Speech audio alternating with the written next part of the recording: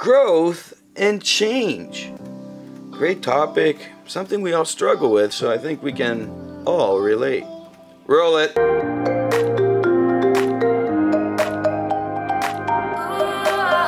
Welcome back to another video where we're looking at growth and change, how these two things work hand in hand.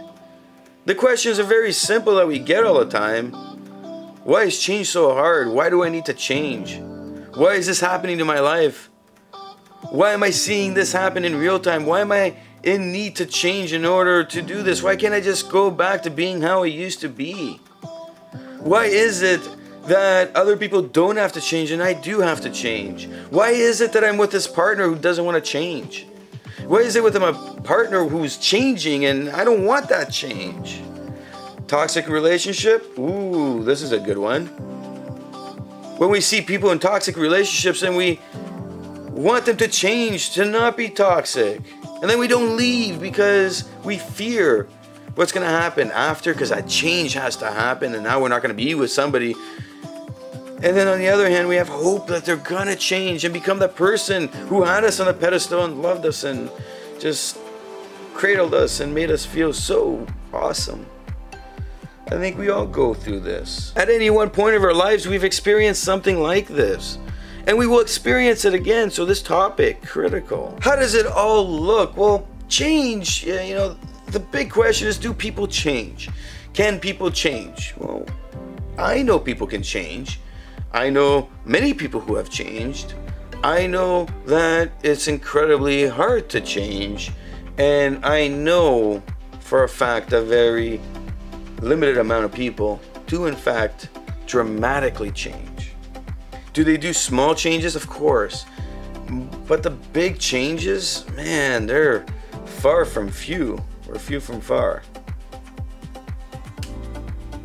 Few from far. So how does it look and what is actually occurring on any given topic? Well, in order for seeing change to occur, we have to start seeing growth. If no growth is going to be present, well, change, it's not going to occur. We can't just change things.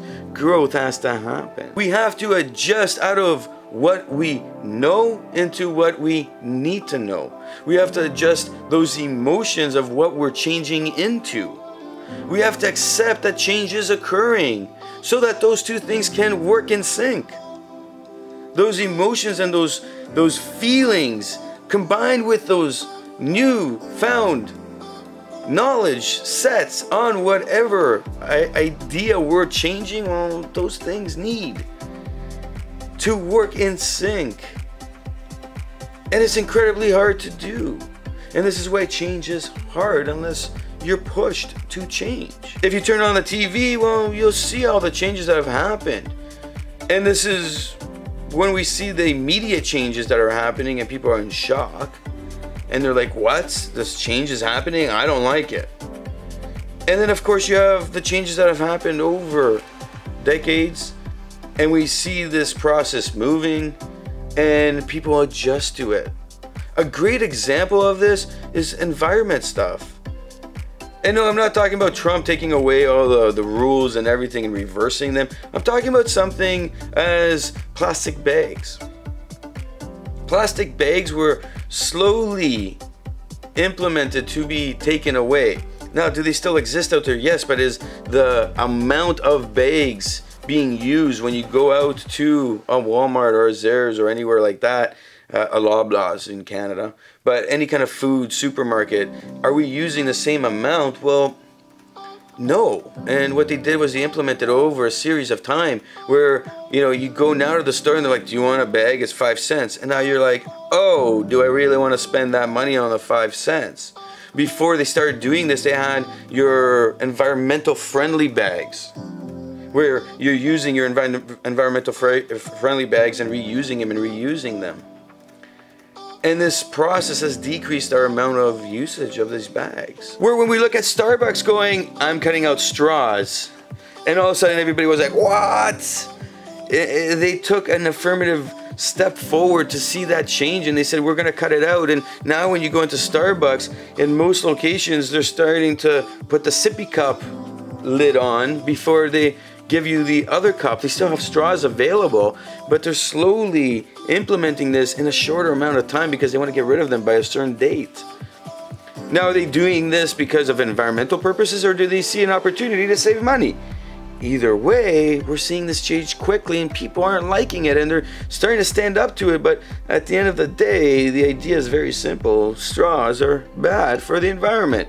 Change will occur. So how does growth happen in that process? Well, we start to adjust and start to do things differently. We're learning to do things differently. As people, we have to learn this method. We're experiencing growth. When we look at people changing, the fundamental thing behind it is that they need that want and an urgency to change. There has to be some pivotal moment that is occurring in their lives for that change to happen, or else routine is routine, and routine is comfortable and it's nice and it's beautiful and you like to sit there and hug it and squeeze it, and it's your best friend because routine keeps you in a place of comfort where you don't need to jump over the line and into that unknown zone of what's life going to be like if you actually change. Back to people of change. So now, how does this look? Well, we look at people and it comes back to the question I was asking before, or the question I'm asked the most. Do people change? And yes, they do. We see it. Do people change in relationships and how they treat other people? Well, that's another one that we have to look at. And of course, people won't automatically change. They won't just change. They don't see the need to change. They won't change. And when we look at relationships and people being in a toxic relationship, well, what's happening there? Their hope that the person will change is not a hope of let's work on it and help you change. It's more of a false hope, where if they continue working and continue telling them the same things and telling them, hey, you know, I don't like this, can you stop doing this, and you know, so on and so forth, on different ideas of addressing issues, they think the other person will change. And toxic people, well, it's hard for them to change and they won't see that and they go, let me brush that off, it's okay, don't worry about it, you'll feel better in a bit, and the change never does occur. When we look at the difference between a toxic person and then somebody who's in the cluster of that narcissistic, sociopath, you know, that kind of extreme toxicity, well, there's a fundamental difference, and a lot of people get stuck in this notion because the new term is narcissism, and then go no contact and everybody's a narcissist. Well, not everybody's a narcissist. There's narcissistic people with no empathy, and then you go into that cluster zone, or you have the other side, the toxic people, the selfish people, the people that have no regard for anybody, and they're in relationships and they're just being toxic and abusive, and they're just not the light that you want to be around. Those super negative people that don't even know they're doing it, and they're using narcissistic tendencies, because we all have them. We have empathetic and narcissistic tendencies. The level changes, of course, but empathy still exists there.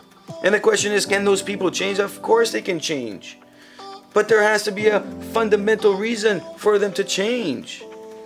Where if you're dealing with a narcissist and it's a reality that they are in that cluster, those people, well, those people will never change no matter what you do. Growth has to occur.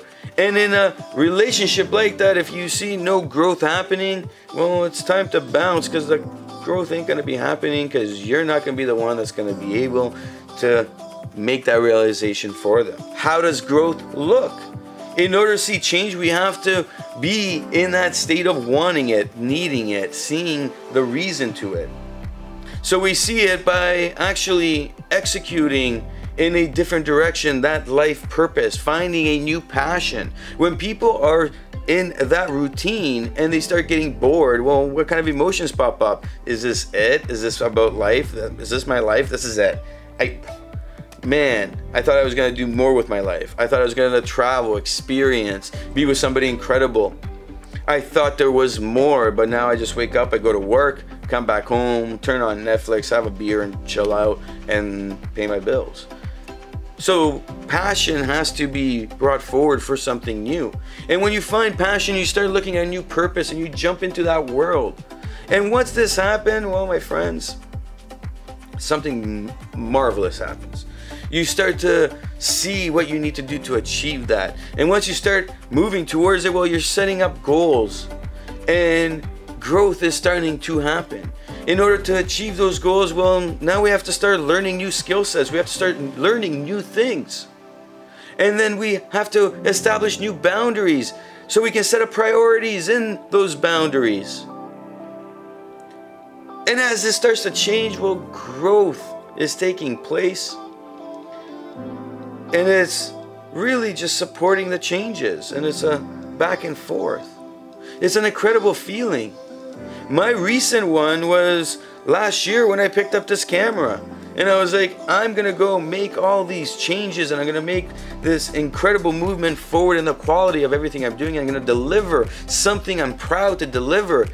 And every day I'm learning something new, and honestly it changed me 100%, the way I see things, the way I look at people, the way I do what I do.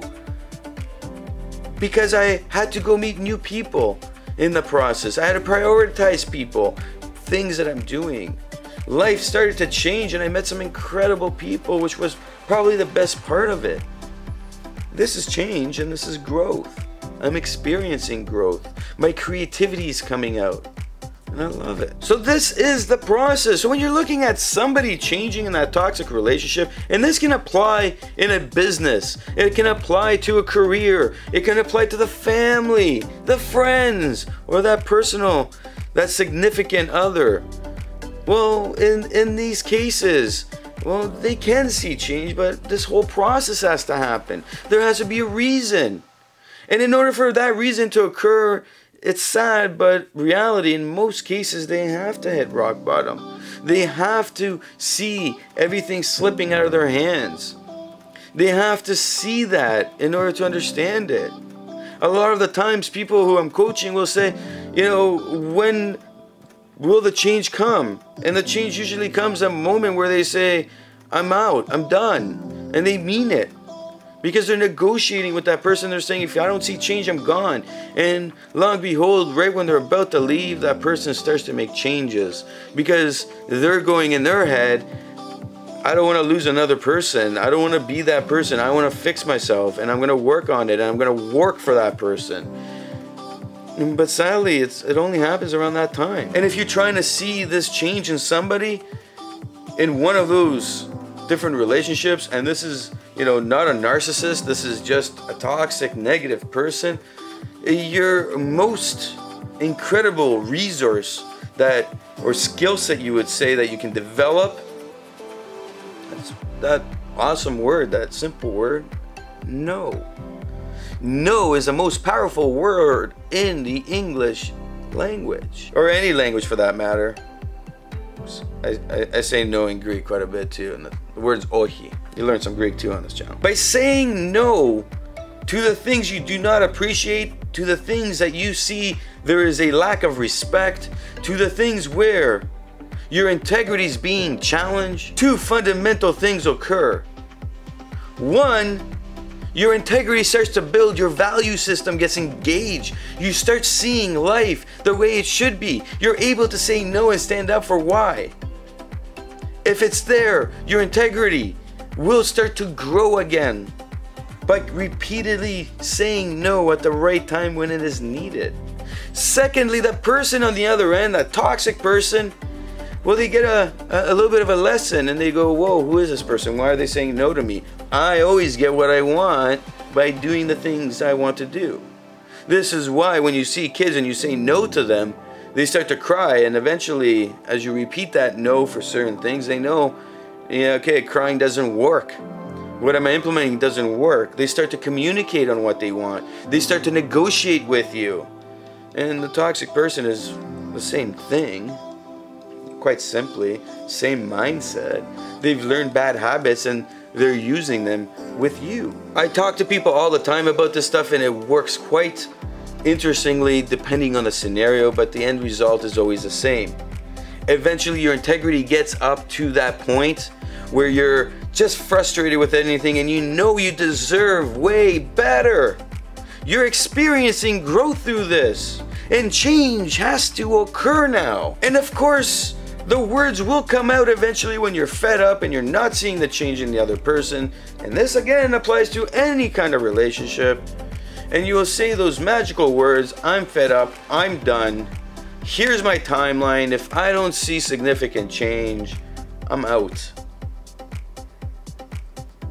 And then two things may happen. They either will change or they won't change. But the reality is that you have become that person of self-respect, that person of self-love, the person that sits by their integrity and just makes sure that everything that they're doing is the right thing. Decisions that are being made are the right decisions based on what is needed and wanted at game time. Integrity, you see, my friends, is the greatest gift we have. We just need to use it. Lastly, I want to go back to that narcissist idea, because the narcissist in that cluster of people, it's a question that gets brought up. A lot of people confuse, again, they confuse if they are 100% in a narcissist relationship or not. A trained professional can tell you 100% if you are. And of course, if you follow the patterns, and you can realize that for yourself, but it takes time to see it. And this is why I always encourage people to write down everything so that their mind isn't playing tricks on them. When you are in a relationship with somebody who's narcissistic, and not a toxic person, but narcissistic, and they are 100% a narcissist, this whole idea is implemented. What it does is it makes you realize you are with a narcissist. It makes you realize you're somebody who will not change, and it just falls back to the scenarios that I just explained with a regular toxic person.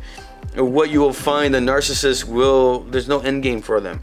To them, there is no empathy inside of them. So this is all a game, and it's their game and their rules. It's dangerous to stick around with a narcissist. If you believe that you can control a narcissist by implementing different tactics, at the end of the day, what is the point? Eventually, they will take everything from you because your inside will feel it. And this is why the no contact rule is the go-to rule when you're dealing with somebody from a narcissistic cluster, that whole psychological cluster.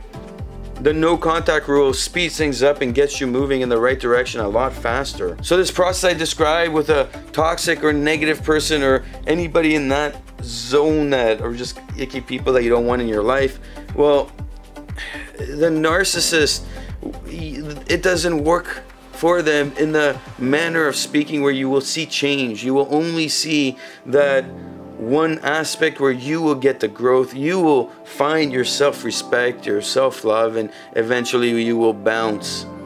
And a lot of people who are watching this are going through a narcissistic relationship. I do believe have faced incredible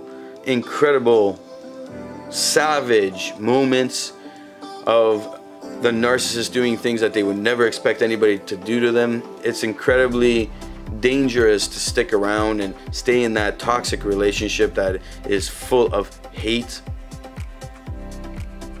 And the end result is that you will not have a good found ending to it.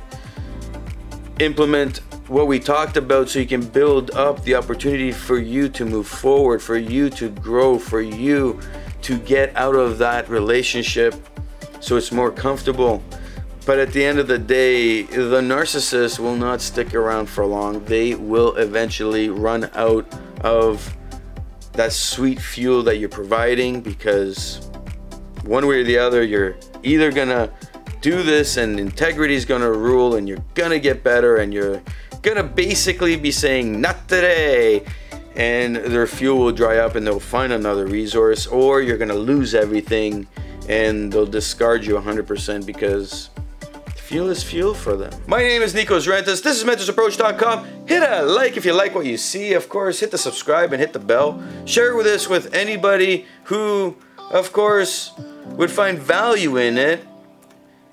And don't forget, we launch daily videos to get new ideas in our mindset, to get moving in the right direction. And of course, please leave a comment below. A comment about this idea. How does it all work? what you have experienced, a story you have to tell. Because who knows, somebody might be going through something similar, and what they read in your comment might help change a life.